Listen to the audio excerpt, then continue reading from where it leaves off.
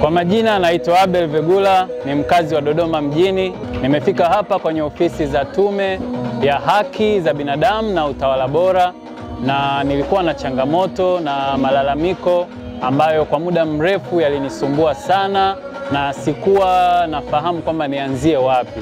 Kwa sababu kwanza ni kitendo ambacho nina nyumba ambayo na mpangaji aliyekaa kwa muda mrefu sana bila kulipa kodi.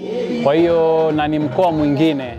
Kwa hiyo ikawa inanilazimu kwamba niandae bajeti na nitafute ofisi mbalimbali za serikali ili kutafuta suluhisho mahakamani, polisi, ofisi za serikali za mitaa. Lakini harakati hizi zote zina bureaucracy nyingi, mlolongo mrefu.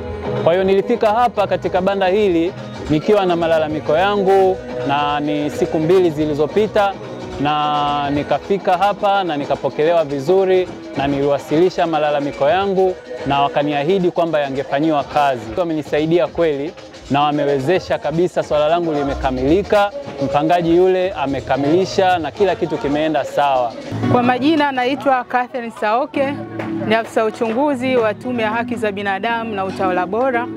Kweli Mr. Abel alifika hapa kwenye banda letu akiwa amekata tamaa. Ukimwangalia hata yeye mwenyewe aliweza kuzungumza kuhusiana na swala ambalo lilikuwa linamkabili, lakini alipofika hapa kwenye banda la tume tuliweza kulifanyia kazi swala lake, kwa maana ya kuwasiliana na muhusika, kwa sababu pamoja na majukumu ya tume, jukumu mojawapo ni kufanya upatanishi na usuluhishi.